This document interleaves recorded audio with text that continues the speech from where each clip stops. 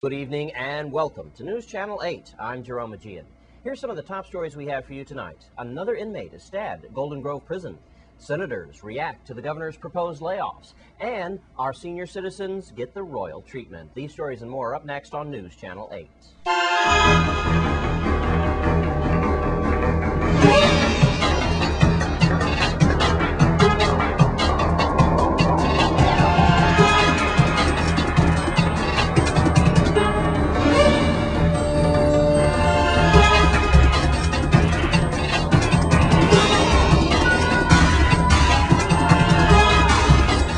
In our top story tonight, details are still sketchy, but in the last 24 hours, another Golden Grove inmate has been stabbed. We believe that the injuries are not life-threatening, and we'll have more on this situation as information comes to us.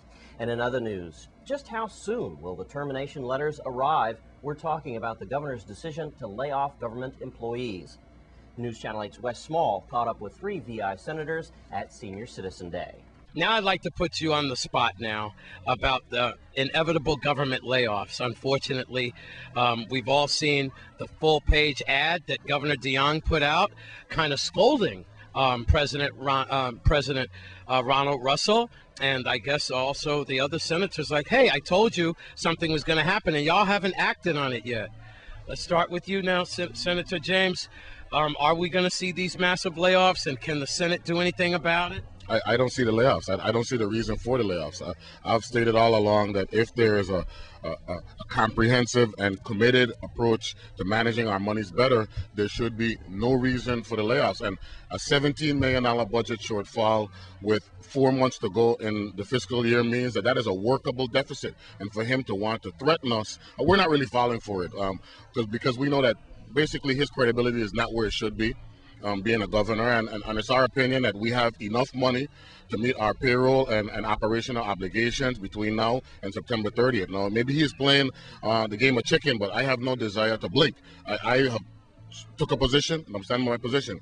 We collect more than enough monies to meet our payroll biweekly, as well as our operational obligations going forward. There is one thing that we haven't talked about, and the administration keeps backing away from it. What exactly is our tax refund obligation? Because if that is exponentially greater than the deficit, then we need to do a balancing act and make sure that jobs are protected, and at the same time worry about addressing some of our tax refund obligations going forward. So I took a position before, and I'm comfortable with where we are.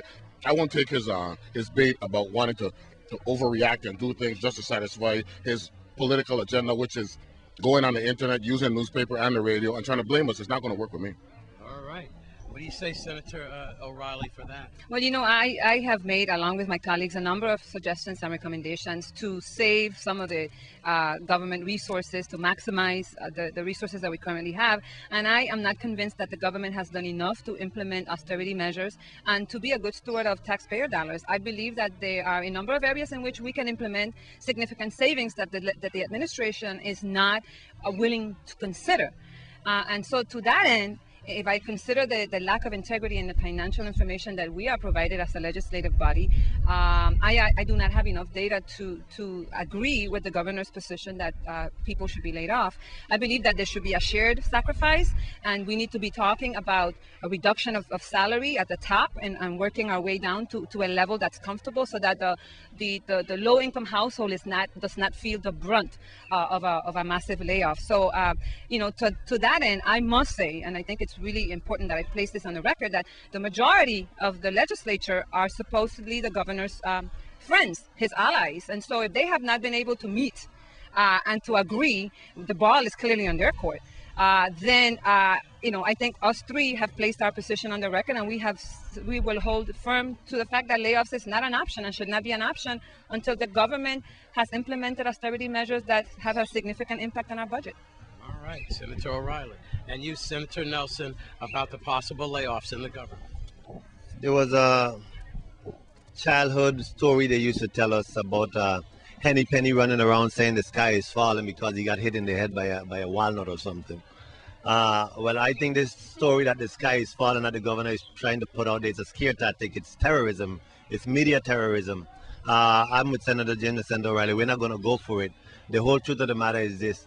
The governor got exactly what he wanted from the 28 legislature. He was able to borrow about 3 different times. The governor borrowed over $500 million. The governor stated that that money was to maintain the employment level through 2012. We're not out of 2011 yet, and we're saying we're out of money. That's a management problem, or more specifically placed, a mismanagement problem. What we need to do is redistribute government resources. Let's be honest, and this is going to sound very different. Government can take a layoff, but where? It's at the top, the executive unclassified employees. We all know that over the years, the government has grown and continue to grow because as administrations go on, the employees that they hired exempt or unclassified usually stay on, and then a new administration brings on additional exempt or unclassified employees. It's time to be honest. It's time for good, honest governance. We're here as next generation leadership to say that, yes, we have some economic development plans, but our issue here is managing our resources. How much good will it do to us to generate more revenue for it to be wasted and not going towards improved public services or improved infrastructure? We can get by this, but it's going to take some management, some stringent management practices, which I'll be honest with you, since the borrowing, the last borrowing, we have not seen any prudent cost saving measures applied. We've seen vehicles purchased, we've seen hirees, we've seen contracts, we've seen consultants. So we're here to say, Governor, we are willing to work on behalf of the people of the Virgin Islands. What we're not willing to do is create this panic and anxiety that he's putting out in the media. And like what Senator O'Reilly says, he has 11 members of the legislature who are his cohorts, his allies. Not that we're not willing to work with him, but can they work it out? Thank you very much. Senator Positive Nelson, Nellie O'Reilly, and Senator Neville James talks about Chicken Little, the sky's not falling, and remnants of James Dean and playing chicken in the middle of the road. They're not going for it. Senator James said, I'm not blinking first.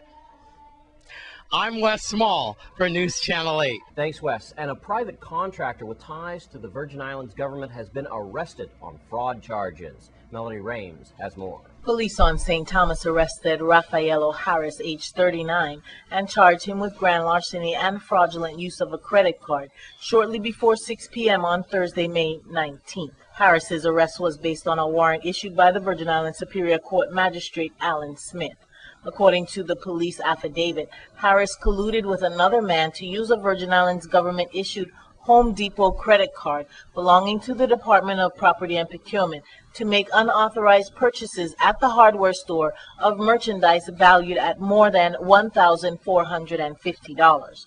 The fraud was exposed after bills were received by the Property and Procurement Commissioner from the hardware store. The commissioner determined that the items were charged to the credit card without going through the proper procurement procedures and without the commissioner's approval. Harris was also charged with obtaining money by false pretense, reselling sold property, fraudulent use of a credit card, receipt of money, goods, and services obtained by fraudulent use of credit cards, principals, aiding and abetting, and participating in fraud on creditors. Bail for Harris was set at $35,000, and he was remanded to the Bureau of Corrections pending further court action. Thanks, Melody Rames of the Virgin Islands Police Department. When we come back from this break, senior citizens get the royal treatment. Stay with us.